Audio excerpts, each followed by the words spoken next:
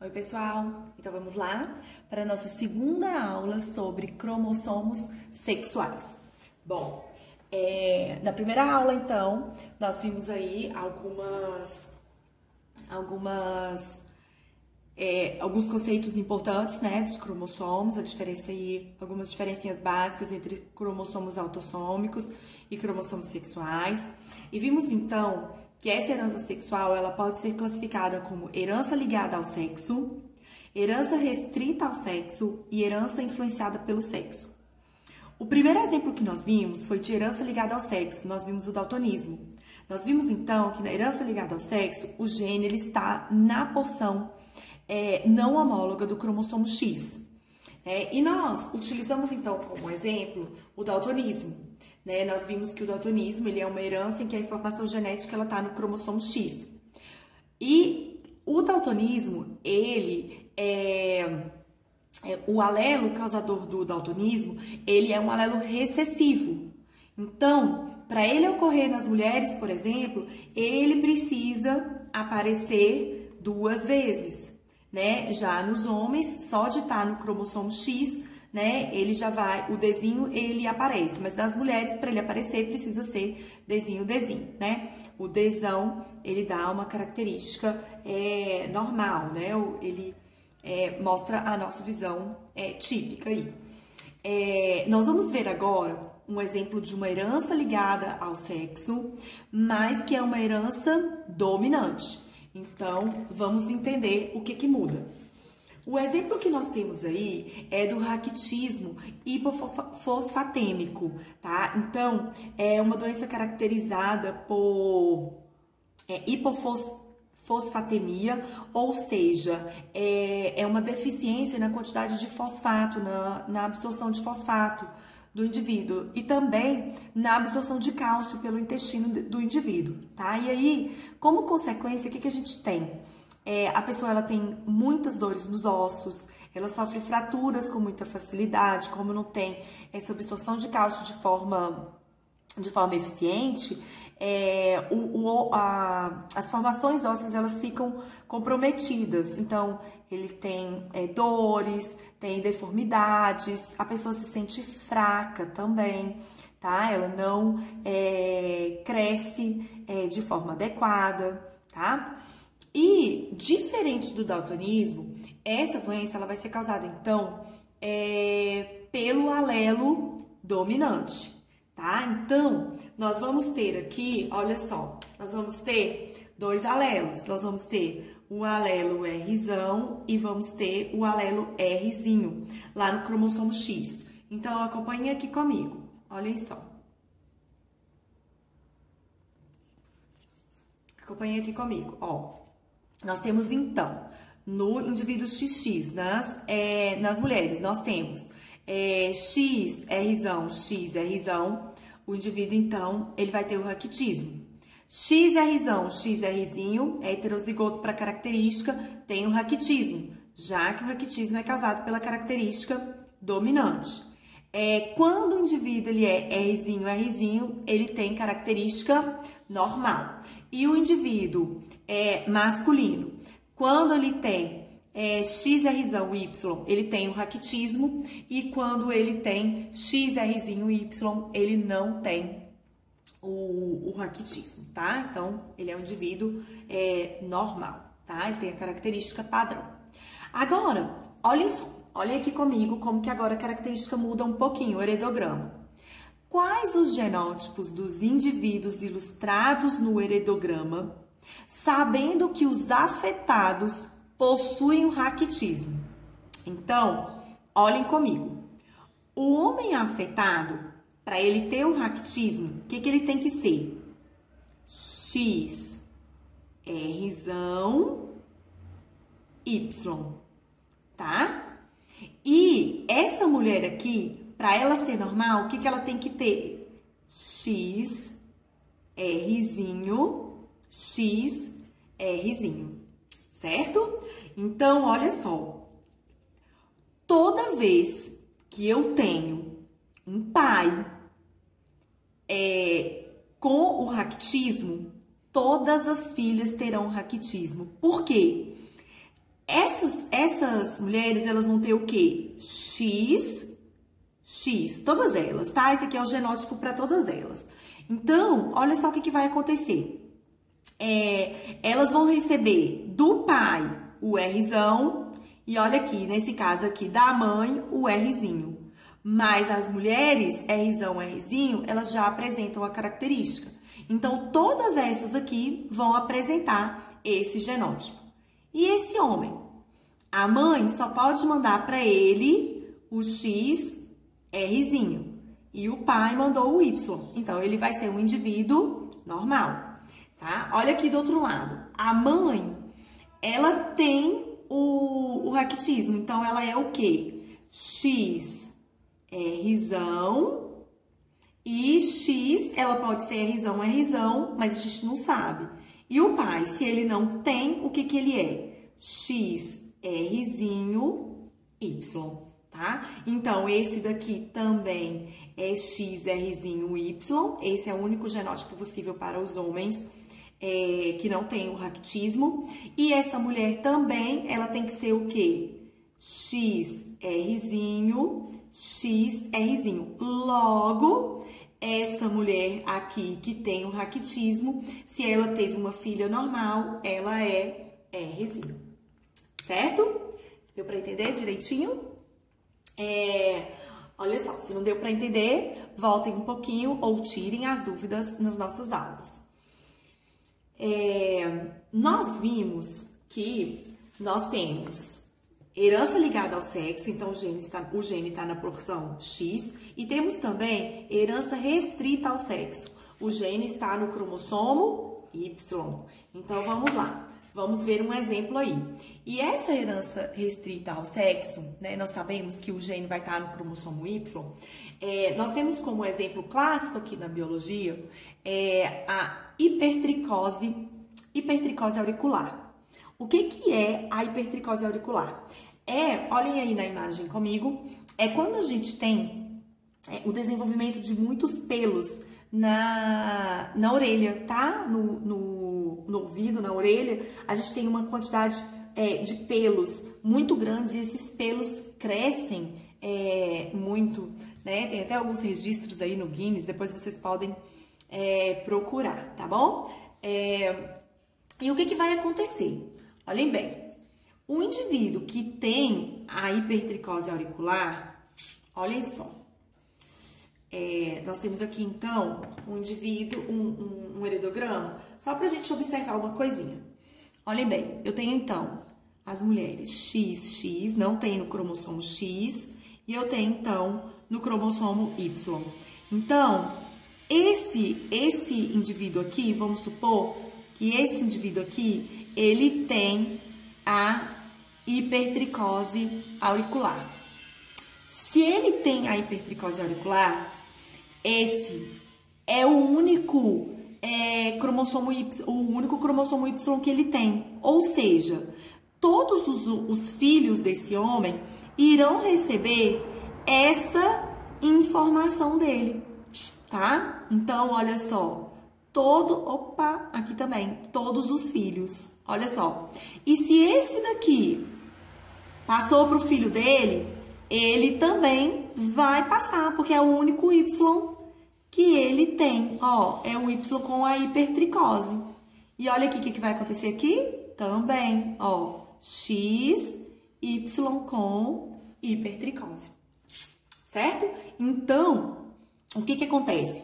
As mulheres, elas não vão passar essa herança, tá? Mas os homens que têm, o que vai acontecer? Se um casal tiver só meninas, ele não vai passar mais a informação genética para frente.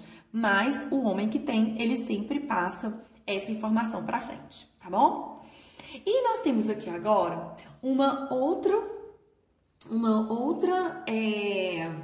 outro tipo de herança, um outro padrão de herança, que é o último padrão que nós vamos ver, que é uma herança influenciada pelo sexo, tá? Então, esse gene, ele não está no cromossomo sexual, mas ele vai ser influenciado pelas informações genéticas. E o exemplo que nós temos aqui é a calvície. O que acontece na calvície?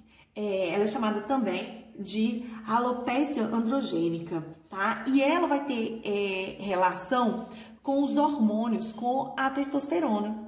Então, o que acontece? Nos homens, a testosterona, ela sempre vai, a partir de uma determinada idade, ela sempre vai estar presente em uma quantidade considerável, tá? E a testosterona, então, ela influencia, ela faz com que essa característica, ela apareça de forma mais expressiva, tá? Então, esse gene, junto com a testosterona, essa característica ela vai ser expressa de uma forma diferente do que acontece nas mulheres. As mulheres, os hormônios dela, o estrógeno, progesterona, né, são hormônios que estão em maior quantidade normalmente, né? Ela tem um pouco de testosterona, mas a testosterona é menor. Então, o que acontece? A ação do estrógeno e da progesterona escondem a ação da testosterona. E aí, o que acontece? As mulheres, elas não manifestam a calvície como nos homens. Mas, aqui é interessante a gente observar uma coisa. O que acontece nas mulheres? Nas mulheres, quando elas vão ficando mais velhas, a taxa de estrógeno e progesterona vai diminuindo. E aí, o que acontece? A calvície, ela começa a ser manifestada. O cabelo, ele começa a cair. Quando a mulher, ela tem essa característica, ela tem esses alelos para a calvície, o cabelo, ele começa a cair, tá? Então, é por isso que a gente fala que é uma herança influenciada pelo sexo, tá? Então, nos homens, vai aparecer de forma mais rápida, de forma mais marcante, né? Os homens, eles ficam mesmo, eles perdem mesmo os cabelos por causa da testosterona, tá? Já as mulheres, o que acontece? Como elas têm o estrógeno e a progesterona em uma boa parte da vida delas, essa característica ela fica escondida, tá bom? E aí, aqui, a gente vai observar uma outra coisa. Olhem só. Vamos aí comigo. Tem uma outra coisa interessante aqui. Nesse caso, nós vamos ter dois alelos para determinação. Nós vamos ter um alelo dominante, um alelo cesão, que no caso, olha só, nos homens, ele vai ser dominante. Daqui a pouco eu vou explicar isso para vocês. E esse alelo cesão, nas mulheres, ele vai ser recessivo, tá? Nas mulheres, ele vai ser recessivo. E aqui, a gente tem o alelo cesinho. E o que acontece? Nos homens, ele é recessivo. E nas mulheres, ele vai ser dominante. Então, é importante a gente compreender isso. Então, o que vai acontecer? Nos homens, quando eu tenho um homem cesão, o que vai acontecer? Ele vai ser calvo. Quando eu tenho um homem cesinho, o cesão é dominante para ele. Então, ele também vai ser calvo. E quando ele é cesinho, ele é não calvo. Já as mulheres, olha só, o que acontece com as mulheres? O cesão, ele é recessivo. Então, as mulheres cesão, elas são calvas. Tá? Por quê? Elas precisam ter o cesão para elas serem calvas, porque é como se eles tivessem um comportamento de recessivo. Já as mulheres cesinho, olha só, elas não são calvas. Não calvas. Por quê? Se o cesão tem comportamento de recessivo para ela, precisa ter os dois para ela ser calva. E o cesinho, ela também não é calva. Certo? Então, a gente não pode esquecer disso. O Czão, nos homens, ele tem comportamento dominante, nas mulheres, comportamento recessivo. O Czinho, nos homens, ele tem comportamento recessivo mesmo, padrão, e nas mulheres, ele tem comportamento dominante, tá bom? Então, não podemos esquecer disso. Depois nós vamos fazer um exercício e vocês vão conseguir perceber isso daqui melhor, tá bom? E a gente pode tirar nossas dúvidas também lá nas nossas lives. Mas, por favor, não se esqueçam disso, tá? Bom, nós falamos de alguns padrões relacionados às heranças sexuais. E a gente tem aqui também algumas alterações numéricas. Nós vimos padrões de alterações de genes. Nós temos também alguns padrões numéricos. Nós já vimos essas alterações quando nós falamos de meiose, lá na primeira série, tá? Mas a gente vai revisar aqui um pouquinho. Olha só. A gente pode ter síndrome do triplo X, e aí a gente vai ter um indivíduo com 44 cromossomos autossômicos e 3X. A gente chama também de triplo X. A gente tem síndrome de Klinefelter, tá? A síndrome de Klinefelter, a gente tem 44 autossômicos e o indivíduo ele é XXY. A gente tem síndrome de Jacobs também, 44 autossômicos e a gente tem dois cromossomos Y e um X. E a gente tem também síndrome de Turner. No caso aqui, o indivíduo ele tem 44 cromossomos autossômicos, a mulher, né? E tem apenas um cromossomo X, tá? Então, essas alterações numéricas, elas também estão ligadas aos cromossomos sexuais. E pra gente fechar, olha isso. A gente tem aqui, nós vamos comentar um pouquinho sobre cromatina sexual, ou também chamado de corpúsculo de Barr. O que acontece? Não sei se vocês se lembram no primeiro ano, quando nós falamos de especialização das células, e esse ano também, nós falamos isso quando nós, não me lembro quando, se foi, acho que foi no início de meiose também, por exemplo, se eu pego quando nós falamos de núcleo, no início de meiose, de mitose, de divisão celular, quando eu pego uma célula, eu tenho, por exemplo, todos os meus cromossomos em todas as minhas células. Se eu pego uma célula da pele, ela não precisa fabricar enzima digestória, por exemplo, tá? Ela não precisa fabricar uma enzima que vai atuar lá no meu estômago. E aí, o que acontece? Essa porção onde está essa informação, esse gene, na minha pele, ele fica bem condensado, tá? Então, o nosso organismo, ele tem essa estratégia, até mesmo para facilitar aí o funcionamento das informações genéticas do núcleo. Então, eu tenho uma célula, um núcleo, e as informações genéticas que aquela célula não precisa, elas estão bem condensadinhas, tá? Lá no meu núcleo. Tem um pesquisador que ele percebeu que nas células das fêmeas dos mamíferos, um dos cromossomos X fica permanentemente condensado e, portanto, inativo. Esse cromossomo pode ser visualizado ao microscópio óptico como uma mancha escura aderida à face interna da membrana nuclear. Tal estrutura é conhecida como cromatina sexual ou corpúsculo de Barr. Os machos não apresentam essa estrutura em suas células. E olha só, olhem aqui o que acontece. Olha aqui que interessante. Nas mulheres, então, quando se observa o núcleo delas no microscópio, observa uma manchinha, tá? Que é, então, um dos cromossomos X condensados. Então, nas mulheres. Nos homens, não tem essa manchinha. Por quê? Como eu não tenho 2X, né? Então, eu não posso condensar nenhum, tá? Então, isso daqui é uma forma de compensar e condensar, já que eu tenho duas informações aqui, tá bom? Esse daqui também o indivíduo portador da síndrome de Turner, ele também não vai ter o corpúsculo de Barr, tá? Esse indivíduo aqui, o que acontece?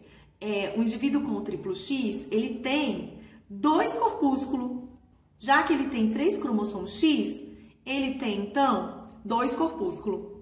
E esse indivíduo aqui, o portador da síndrome de Klinefelter, ele também apresenta um corpúsculo. certo? Então, esse corpúsculo, ele acontece como se fosse uma forma de compensar a presença de mais de um cromossomo X, certo? Galerinha, mantenham as nossas aulas em dia, a nossa programação em dia, tá? Façam as atividades que estão sendo propostas para a gente conseguir cumprir aí direitinho os conteúdos durante esse tempo. E eu não posso deixar, né, de deixar uma mensagenzinha para vocês. Grandes coisas geralmente têm pequenos começos. Então, nós estamos começando aí, né, aos poucos, mas eu tenho certeza que durante esse tempo nós vamos construir muito conhecimento. Então, vamos dando passinhos curtinhos, mas construindo bastante conhecimento para que nós possamos ter excelentes resultados, tá? Coloquem tudo em dia e nos encontramos nas nossas lives para tirar as dúvidas. Beijos no coração e fiquem com Deus.